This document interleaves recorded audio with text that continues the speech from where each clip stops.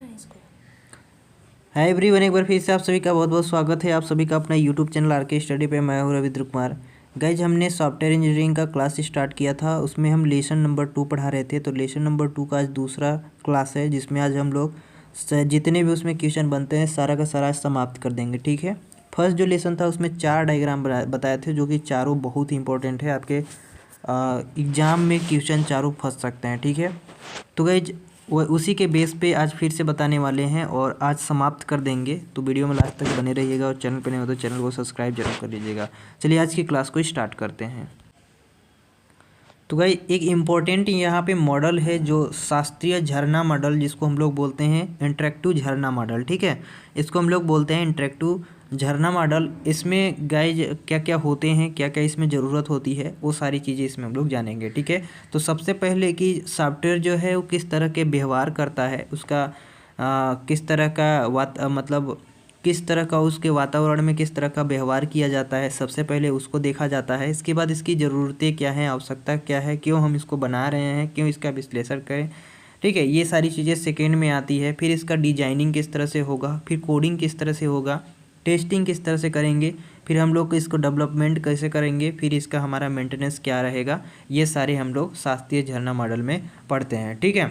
तो गाइस सबसे पहले इसके मॉडल जो है देख लेते हैं कि किस तरह से मॉडल बनता है। झरना कहने का मतलब है कि जैसे पानी इस तरह से झरता है, उसी तरह से हम लोग इसको भी बनाएंगे। ठीक है।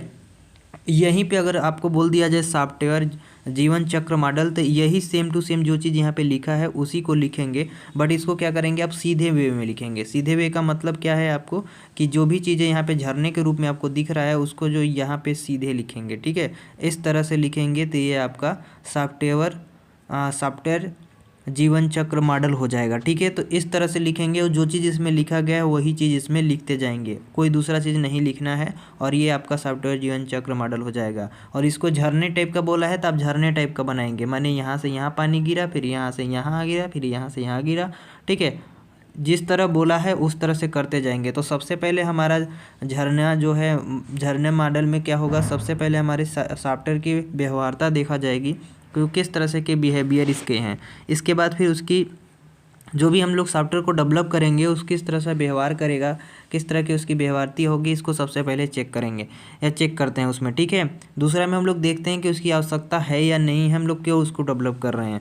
तीसरा में हम लोग डिजाइन उसकी किस तरह से होगी। डिजाइनिंग में आप समझ ही रहे हो कि उसकी डिजाइन किस तरह से होगी, पहले उसको समझा जाएगा।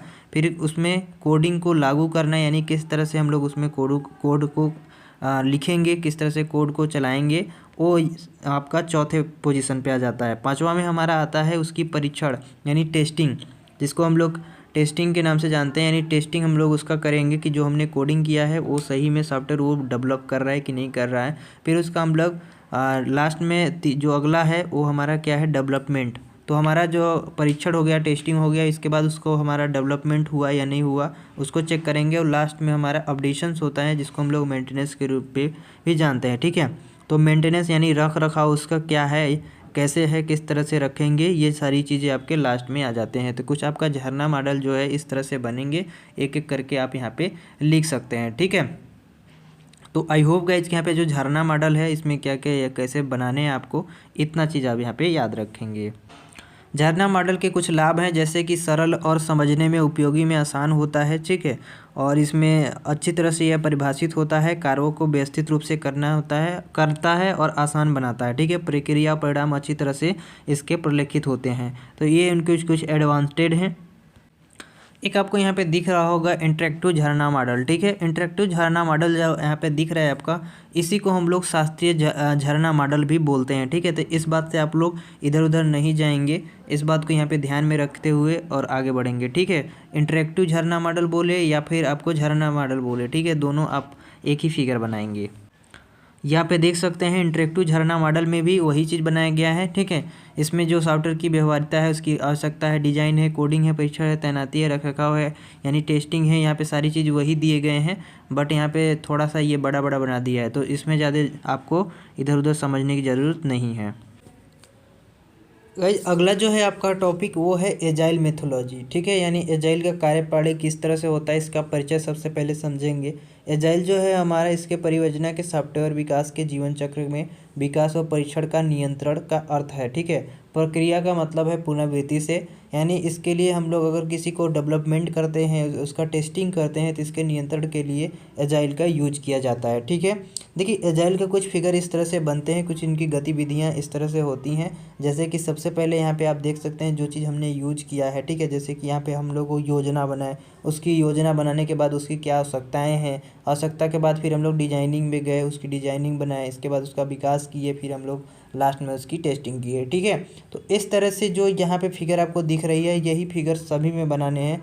कुछ इसमें आपको चेंज नहीं करना है, बस आपको क्या करना है कि इसको बस 4-5 ठो बनाकर और आपको डायरेक्शन दे देना है। ठीक है, जैसे कि यहाँ पे आपको जो भी चीज़ें हैं, योजना है तो योजना है, आवश्यकता, डिजाइनिंग, विकास, परीक्षण, तो सब चीज़ इसमें मैच कर रहा है। बस आपको यहाँ से देना है, फिर यहाँ इस तरह से बनाने हैं, फिर यहाँ पे इस तरह से बनाना है, फिर यहाँ पे इस तरह से बनाना है। ठीक है, तो इस तरह से यहाँ पे आप लोग जो है एजाइल मेथोलॉजी है, ठीक है, यानी एजाइल का जो है कार्यप्रणाली बना सकते हैं।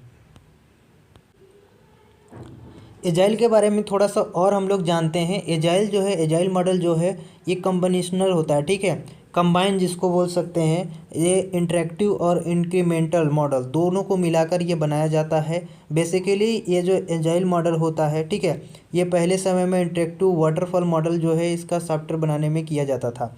यानी जो हमारा वाटरफॉल मॉडल है, पहले हम लोगों ने वाटरफॉल मॉडल पढ़ा था, उसको में इसका यूज करते थे। बट यहाँ पे क्या हो गया कि 1990 के दशक में एजाइल मॉडल को इसलिए प्रस्तावित किया गया था क्योंकि इनमें कुछ कमियां थी। ठीक है, जो हम लोग अभी वाटरफॉल मॉडल ये सब मॉडल पढ़ रहे थे उसमें कुछ कमियां थी, उन कमियों को दूर करने के लिए एजाइल मॉडल का यूज किया गया। ठीक है, ये सीधे सीधे समझेंगे यहाँ पे कि इसमें कम्बिनेशन होता है, यानी कंबाइंड वाला होता है, जो इसमें कि इंटरेक्टिव और इंक्रीमेंटल मॉडल दोनों यूज होते हैं। दूसरी बात कि जो अभी तक हमने मॉडल पढ़े थे, वाटरफॉल मॉडल या फिर प्रोटोटाइप मॉडल, ये जितने भी मॉडल पढ़े थे उनको कमियां को दूर करने के लिए हम लोग एजाइल मॉडल का यूज करते हैं। ठीक है, याद रखिएगा ये नंबर कि 1990 के दशक में हम लोग एजाइल मॉडल को प्रस्तावित किए थे। ठीक है, इनमें कुछ चरण होते हैं, जैसे कि रिक्वायरमेंट गैदरिंग होती है, फिर इसके एनालाइज करते हैं, डिजाइन होती है, कोडिंग होती है, उन्हें टेस्टिंग होती है। ठीक है, इस तरह से इनका कुछ चरण होते हैं एजाइल मॉडल का, जो आप अपने फिगर के अनुसार बनाएंगे इसको। ठीक है, सबसे पहले जैसे एजाइल मॉडल को बनाना है तो सबसे पहले आप यहाँ पे रिक्वायरमेंट करेंगे, आर फॉर रिक्वायरमेंट हो गया और जी फॉर आपका गैदरिंग हो गई। ठीक है, इसके बाद फिर आप इस तरह से यहाँ पे करेंगे, एरो लगाएंगे, फिर एक बॉक्स बनाएंगे, फिर यहाँ पे एनालाइज दिखाएंगे। ठीक है, जो आप बना रहे हैं एनालाइज दिखाएंगे, इसके बाद फिर एक और बॉक्स बनाएंगे यहाँ पे, फिर डिजाइनिंग आपकी हो जाएगी यहाँ पे। ठीक है, इसके बाद लास्ट में एक और हो जाएगा, वो कोडिंग के लिए हो जाएगा। ठीक है, तो इस तरह से 4-5 करके दिखा देंगे, फिर लास्ट में आप टेस्टिंग दिखा दीजिएगा। ठीक है, तो ये आपका एजाइल मॉडल किस तरह से बनता है ये आप वहाँ पे शो करा सकते हैं।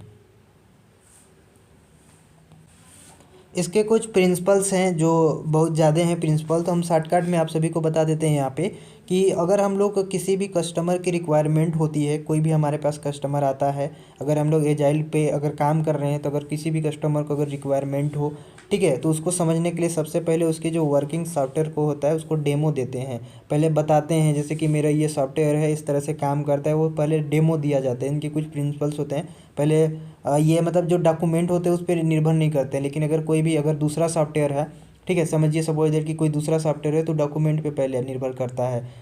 जैसे एसआरएस हम लोग बनाते हैं, इसमें एसआरएस अभी आगे पढ़ेंगे। एसआरएस जब बनाते हैं, ठीक है, सॉफ्टवेयर रिक्वायरमेंटल स्पेसिफिकेशंस, तो जब ये बनाते हैं हम लोग, तो इसमें क्या होता है कि सबसे पहले आपको डॉक्यूमेंट पे कार्य होता है, डॉक्यूमेंट बनाएंगे, इसके बाद फिर आपको उस पर सॉफ्टवेयर डेवलप करते हैं। लेकिन ये जो हमारा एजाइल होता है, इसमें पहले आपको दिखाना पड़ता है, वर्किंग करके दिखाना पड़ता है, डेमो देना पड़ता है। ठीक है, इनके कुछ प्रिंसिपल्स होते हैं। ठीक है, अब इनके कुछ एडवांटेज भी हैं जो यहाँ पे आप सभी लोग पढ़ेंगे। इनके एडवांटेज क्या है, ध्यान से देख लीजिएगा। इनके एडवांटेज ये है कि इसमें 2 प्रोग्रामर एक साथ काम कर सकते हैं, ठीक है, जिनमें कि कोडिंग बहुत ही अच्छी होती है, तब उसमें बहुत ही कम समय लगता है और कम गलतियाँ होती हैं। तो गाइस यहाँ पे एजाइल जो है इसमें कम टाइम लगता है और सॉफ्टवेयर डेवलपमेंट करने में वास्तविक अप्रोच चाहिए होती है। ऐसी बहुत सारी चीज़ें हैं जिसमें कि इसमें मतलब हम लोग का जो फ़ायदा बहुत ज़्यादा होता है। ठीक है, और इसमें अगर एडवांटेज है तो डिसएडवांटेज भी होंगे। तो एजाइल के कुछ डिसएडवांटेज भी हैं, जैसे कि यह कॉम्प्लेक्स डिपेंडेंसी हैंडल को नहीं कर पाता है, ठीक है, हैंडल नहीं कर पाता है। और इसमें जैसे कि कोई भी डॉक्यूमेंट हो, ठीक है, फॉर्मल डॉक्यूमेंट हो, उसकी कमी की वजह से जो डेवलपमेंट होते हैं वो कंफ्यूज हो जाते हैं कि ये कौन से डॉक्यूमेंट्स हैं, वो किस तरह के नहीं हैं। तो कुछ इनके हानियाँ भी हैं, ठीक है। आपको यहाँ पे फिगर में दिख रहा होगा स्क्रीन पे, तो आप लोग यहाँ से लिख सकते हैं। इसकी पीडीएफ हमने ऑलरेडी उसमें टेलीग्राम पे अपलोड कर दिया है, तो टेलीग्राम से ज़रूर ले लीजिएगा। गाइस अगला जो टॉपिक है हमारा, वो है हमारा इवोल्यूशनरी मॉडल, ठीक है। इवोल्यूशनरी मॉडल क्या है, इसके बारे में थोड़ा सा समझते हैं, ठीक है। इसको कोई सॉफ्टवेयर को डेवलप करने के लिए इसमें कुछ और चाहिए होती है। तो यहाँ पे देख सकते हैं कि जो हमारा इवोल्यूशनरी मॉडल जो है वो क्रमिक संकरण, ठीक है, इसको हम लोग सेंसिटिव वर्जन या बोल सकते हैं वृद्धिशील मॉडल यानी इंक्रीमेंट मॉडल, दोनों बोल सकते हैं, सेंसिटिव वर्जन या फिर इंक्रीमेंट मॉडल भी कह सकते हैं। और इसमें सबसे पहले एक साधारण कार्यकारी जो मॉडल होता है, यानी वर्किंग में जो मॉडल होता है उसको बनाया जाता है। इसके बाद यह कार्यक्रम सुधार यानी उसके फंक्शनल जो इम्प्रूव करते हैं उससे गुजरता है, और फिर तब जाके इसके जो डिजाइन है या डिजायर जो है वो सिस्टम नहीं बन जाता है। तब तक हम नए फंक्शन को जोड़ते नहीं हैं इसमें कहने का मतलब है कि कोई नया डिजायर अगर सिस्टम में हम लोग अगर ऐड करते हैं तब तक नहीं कर सकते जब तक कि वो बन नहीं जाता है, ठीक है। अगर जैसे कि मान लीजिए हम सॉफ्टवेयर कोई बना रहे हैं, ठीक है, उस सॉफ्टवेयर को तब तक बनाते रहेंगे जब तक कि हमारा ये कंप्लीट ना हो जाए, ठीक है। तो ये कुछ इनके प्रोसेस होते हैं, जैसे कि यहाँ पे सबसे पहले आपको दिख रहा होगा सॉफ्टवेयर कंसेप्ट क्लियर करते हैं, यहाँ से फिर जाता है आपकी रिक्वायरमेंट एनालाइज करती है, ठीक है। फिर उसकी डिजाइनिंग होती है जिसको हम लोग आर्किटेक्चर भी बोलते हैं कि उनकी किस तरह से आर्किटेक्चर की जाएगी, सिस्टम कोड भी बोलते हैं, कोर भी बोलते हैं। इसके बाद फिर हमारा नीचे जाता है, आगे हमारा यहाँ पे जो डेवलपर होते हैं, ठीक है, यानी डेवलप वर्जन, यहाँ पे इनके वर्जन को डेवलप करते हैं जो कई तरह के होते हैं, जो यहाँ पे देखिए डिलीवर फाइनल वर्जन यहाँ पे दे रहा है, ठीक है। इसके बाद फिर हमारा डिलीवर जो होते हैं उसके वर्जन के बाद जाने के बाद फिर हमारा यहाँ पे उनके फीडबैक चाहिए। अब जैसे कि अब सॉफ्टवेयर तो बन गया, अब कस्टमर अगर यूज कर रहा है तो उसका फीडबैक ज़रूरी है कि किस तरह से वो वर्क कर रहा है, ठीक है। फिर यहाँ पे इनकरेक्ट कस्टमर फीडबैक देते हैं, फिर हमारा जो डेवलपर होता है उसके पास वो वर्जन जाते हैं कि ये वर्जन अच्छा से काम कर रहा है या नहीं कर रहा है। अगर अच्छा से काम कर रहा है तो यहाँ पे फीडबैक अच्छे से दे देंगे, अगर अच्छे से दे देंगे तो वो हमारा सॉफ्टवेयर यहाँ पे डेवलप हो जाएगा, ठीक है। तो इस तरह से यहाँ पे हम लोग इसको पढ़ेंगे। तो गाइस जब हमारा इवोल्यूशनरी मॉडल था कुछ इस तरह से बनते हैं, तो ये भी इम्पोर्टेंट है, इसको भी बनाकर जरूर जाएंगे। गाइज इस चैप्टर से लास्ट पॉइंट है या बोल सकते हैं लास्ट टॉपिक है, जो आज हम लोग इस लास्ट टॉपिक को समझेंगे कि सॉफ्टवेयर लाइफ साइकिल जो है हमारा, उसकी मॉडल की आवश्यकता क्यों होती है। सबसे पहले जो आपका चैप्टर है वो लाइफ साइकिल है, सॉफ्टवेयर लाइफ साइकिल से रिलेटेड है। तो वही चीज़ यहाँ पे पूछा गया है कि अब उससे सबसे पहले आप शुरू से आ जाते हैं कि उसकी आवश्यकता है क्यों। अब जैसे कि हम लोग कोई भी सॉफ्टवेयर अगर डेवलप करते हैं तो एक तो ऐसा सॉफ्टवेयर होता है जो सबके लिए होता है, एक ऐसा सॉफ्टवेयर होता है जो पार्टिकुलर इंसान के लिए होता है। अब जैसे अगर हम अपना अगर ऐप बनाते हैं या कोई सॉफ्टवेयर डेवलप करते हैं तो कुछ हमारे उसके क्षेत्र होंगे कि मैं इसी क्षेत्र में उसको यूज कर सकता हूँ, उसके ज़्यादा नहीं कर सकता, उससे अलावा अधिक नहीं कर सकता हूँ, ठीक है। तो ऐसे ही यहाँ पे कह सकते हैं कि जो सॉफ्टवेयर होता है, ठीक है, ये जो हमारे सॉफ्टवेयर लाइफ साइकिल, तो गाइस हमारा सॉफ्टवेयर लाइफ साइकिल जो होता है ये पार्टिकुलर जो भी प्रोजेक्ट हमारे पास आएंगे, ठीक है, डेवलपमेंट टीम को पार्टिकुलर प्रोजेक्ट के लिए एक उपयुक्त लाइफ साइकिल मॉडल की पहचान करनी होती है, इसलिए हम लोग सॉफ्टवेयर लाइफ साइकिल का यूज करते हैं, ठीक है।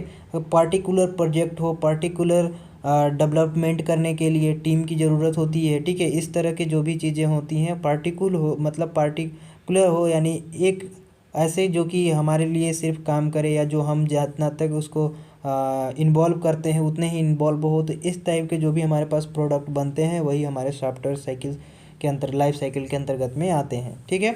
तो ये था लास्ट टॉपिक जो हम आप सभी को बता दिए, और जो दूसरा लेसन था वो समाप्त हो चुका। तो आई होप कि आप सभी लोग को इतना चीज़ें आप समझ में आ गया होगा क्या इंपॉर्टेंट है। थोड़ा सा फटाफट से आपको क्वेश्चन बता देते हैं कि क्या क्या आपको पढ़ने हैं। तो गाइज यहाँ पे आपका इम्पोर्टेंट जो क्वेश्चन है वो यहाँ पे देख सकते हैं। सबसे पहले कि SDLC क्या होता है, सॉफ्टवेयर डेवलपमेंट लाइफ साइकिल क्या होता है, किस तरह से इसके मॉडल बनते हैं, ये ज़रूर आप लोग पढ़ लीजिएगा, इम्पोर्टेंट है, ठीक है। और यहाँ पे आपका जीवन चक्र मॉडल की आवश्यकता जो है वो क्या है, जीवन चक्र जो मॉडल है आपका झरना मॉडल दोनों सेम बनेंगे, बट उसमें झरने की लिए अगर बात करें तो आपको झरने की तरह दिखाने हैं, और अगर यहाँ पे आपको जीवन चक्र मॉडल की बात करें तो आपको वही चीज़ लिखने हैं, उसमें जो लिखा है वही चीज़ लिखने है, बस उसको आपको लीनियर रूप में लिखना है। ठीक है, तो इस बात को यहाँ पे समझेंगे। दूसरा क्वेश्चन हो गया। बाकी बात फिर इधर जो जीवन चक्र मॉडल है इसके बारे में आप खुद से चर्चा करेंगे। और यहाँ पे आपका पुनरावृत्ति झरना मॉडल क्या है, ठीक है, ये इंपॉर्टेंट है। झरना मॉडल से फ़ायदे क्या हैं, ये सारी चीज़ें अपने पढ़ लीजिएगा। वाटरफॉल मॉडल क्या है, प्रोटोटाइप मॉडल क्या है, ये इंपॉर्टेंट है। और इधर आपका विकासवादी मॉडल यदि आपको आता है तो ठीक है, पढ़ लीजिएगा ज़रूर यहाँ से। आगे यहाँ पे देखें तो प्रोटोटाइप मॉडल के बारे में हमने बता ही दिए हैं। ठीक है, और इधर आपका ये जो स्पाइरल मॉडल है इसको ज़रूर पढ़ लेंगे, ये इंपॉर्टेंट है। स्पाइरल जहाँ पे पूछेगा तो आप लोग याद रखिएगा कि यहाँ पे एक गोला टाइप का होगा, इस तरह से बनेगा। और इसमें दो चीज़ों का कॉम्बिनेशंस होता है, पहला तो आपका वाटरफॉल होते हैं और इसमें प्रोटोटाइप हो, दो चीज़ों का इसमें दो मॉडल का यूज़ किया जाता है। तो ये हो गया आपका। और एजाइल जो है एजाइल मॉडल भी याद रखिएगा। तो बस इतना ही, और बाकी बात अपने से जो फ़ायदा है नुकसान है जो भी आपको हेडिंग बनाना है, एप्लीकेशन सिद्धांत जो भी है वो अपने से बनाएंगे। ठीक है, तो इसमें जो इंपॉर्टेंट था हमने बता दिए। तो आई होप कि आप सभी लोग को ये वीडियो पसंद आएगी। पसंद है एक लाइक कर दीजिएगा, चैनल पर नहीं तो सब्सक्राइब कर लीजिएगा। मिलेंगे नेक्स्ट वीडियो में, तब तक के लिए जय हिंद।